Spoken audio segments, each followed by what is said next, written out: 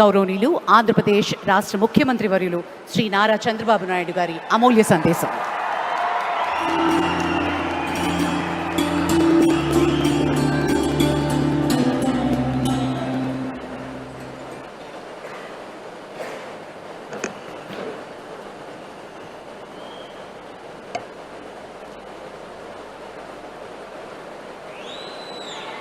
భారత్ మాతాకి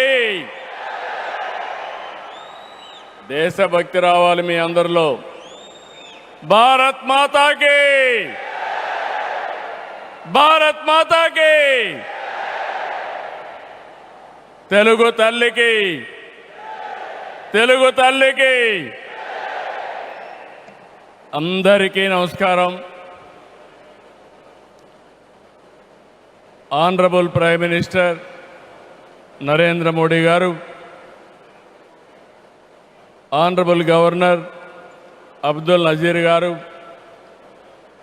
ఉప ముఖ్యమంత్రి మిత్రుడు పవన్ కళ్యాణ్ గారు, వేదికపై ఉన్న పెద్దలందరికీ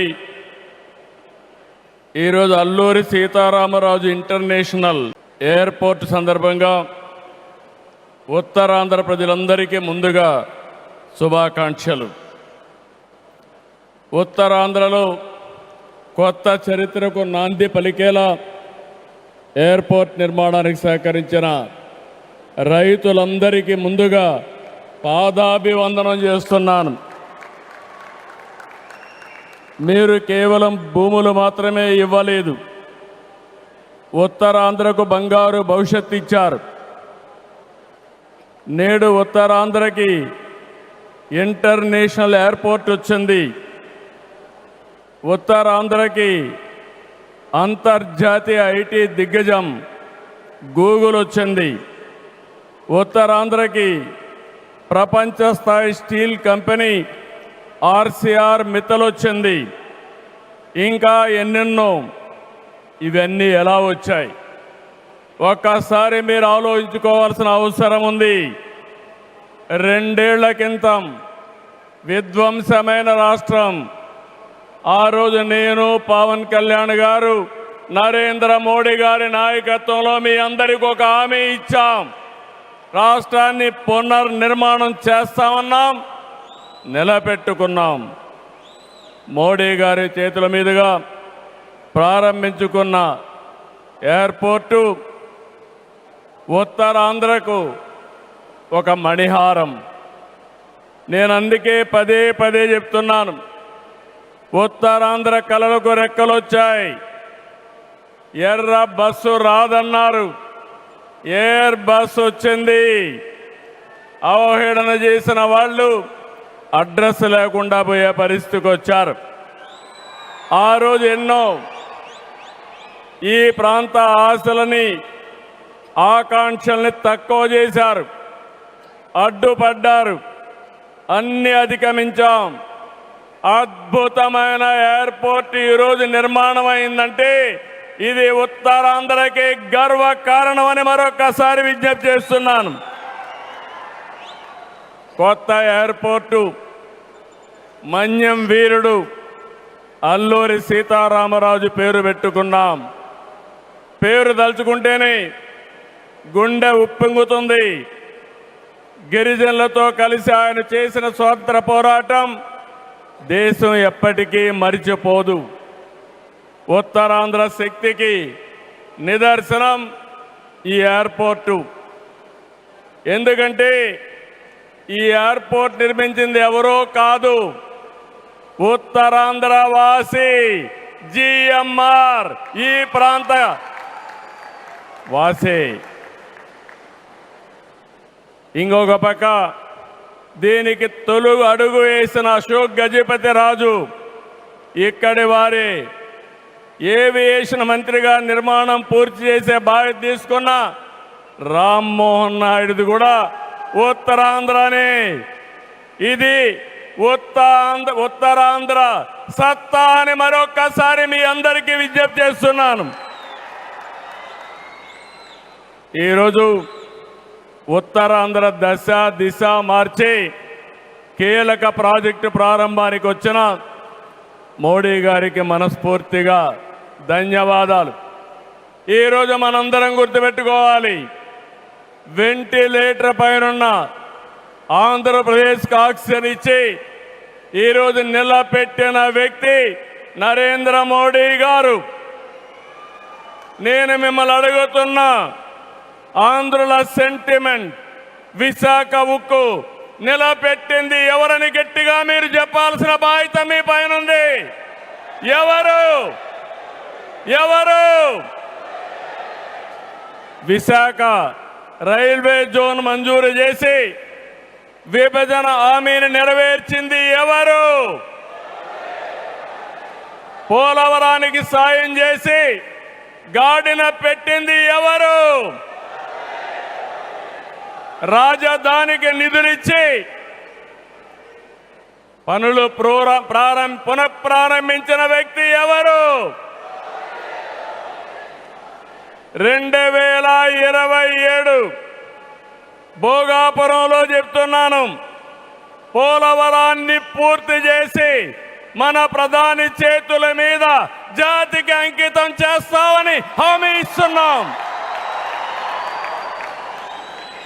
2028 అమరావతి మొదటి దశ పనులన్నీ పూర్తి చేసి మన ప్రధానమంత్రి నరేంద్ర మోడీ గారి చేతుల మీదుగా ప్రారంభిస్తామని మీ అందరికీ హామీ ఇస్తున్నాను.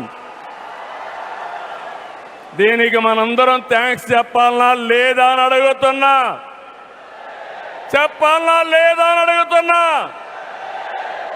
Thank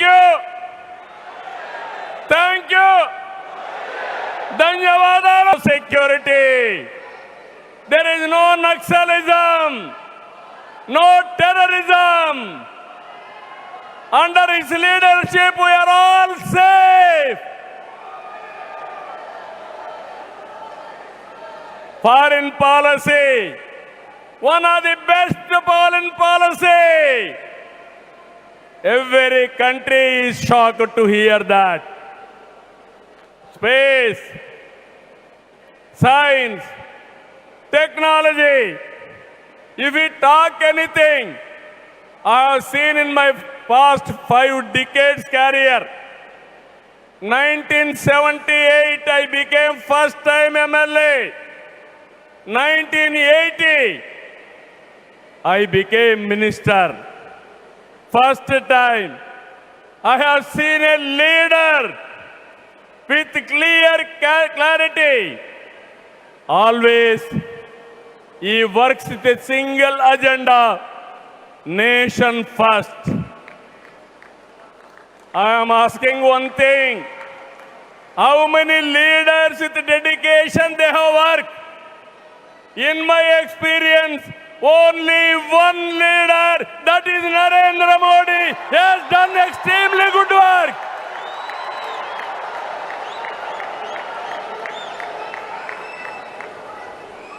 He is having a clarity. Vikasit Bharat 2047. There are external factors. Somewhere, in India there is a problem of LPG. This year environmental imbalance, rainfall deficiency. With all these things, he is able to manage very effectively with less suffering. He is the leader, I am telling you. India is going to become 2047 number 1 country in the world. It is possible with Narendra Modi ji. Always I am saying one thing. Right man, right time, right place is the blessing. Nation is blessed with his leadership. I am appealing entire nation. You have to think only one thing. Without Narendra Modi ji, we cannot imagine 2047. He is the tallest leader in the world. If we go to any country, everybody is respecting. That is the pride he brought for the nation. Hands off to him. All of us has to stand with him. గట్టిగా లేచి నిలబడుకొని సంఘీభావాన్ని తెలియజేయండి.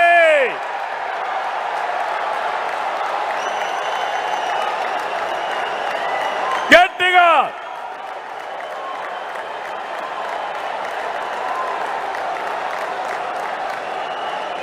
It is our responsibility, our commitment for the nation. Nation first, persons next. So I am very happy. Entire nation has to understand the amount of development, the amount of respect India is commanding globally. Only one man is leading. One leader is leading. That leader is Narendra Modi ji. We have to protect his leadership. All of us have to talk about it. Those who are criticizing him, they have to understand what they have contributed for this nation. He has done for the last 25 years extraordinary work. So with this, భారతదేశాన్ని number 1గా నిలబెట్టే శక్తి నరేంద్ర మోడీ గారికి ఉంది. తెలుగు జాతి చరిత్ర సృష్టించే శక్తి మనకుంది. అల్లూరి సీతారామరాజు స్ఫూర్తితో ఐక్యంగా అడుగేద్దాం. అటు కేంద్రం ఇటు రాష్ట్రం కలిసి ముందుకెళ్దాం. తెలుగు జాతిని నెంబర్ 1గా చేసుకోవాలని మరొక్కసారి మీ అందరికీ విజ్ఞప్తి చేస్తూ, ఉత్తరాంధ్ర మళ్ళీ చెప్తున్నా, ఇంక మీరు పేద అరుపులు అరవడానికి లేదు. ఉత్తరాంధ్ర ఉత్తమ ఆంధ్ర, నెంబర్ 1 ఆంధ్ర, నెంబర్ 1 ప్రపంచంలో దేశం రావాలి.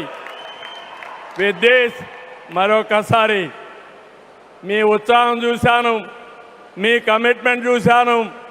ఇక్కడ ఎంతమంది ఉన్నారో ఎంతమంది బయటనున్నారు. ఈరోజే మన గిరిజన పిల్లలు దింసా డాన్స్ చేసి గిన్నీస్ రికార్డు తెప్పించారు, వరల్డ్ బుక్ ఆఫ్ రికార్డ్స్ తెప్పించారు. వాళ్ళందరినీ అభినందిస్తూ మనస్ఫూర్తిగా ఈ కార్యక్రమాన్ని జయప్రదం చేసిన మిమ్మల్ని అందరినీ అభినందిస్తూ ధన్యవాదాలు తెలియజేసుకుంటూ సెలవు తీసుకుంటున్నాను. జై భారత్, జై తెలుగు తల్లి, జై హింద్.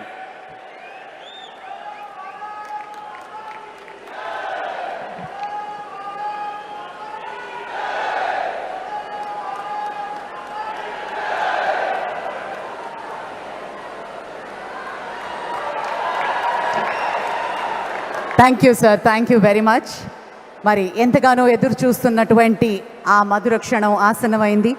అల్లూరి సీతారామరాజు అంతర్జాతీయ విమానాశ్రయం శుభ ప్రారంభోత్సవ మహోత్సవం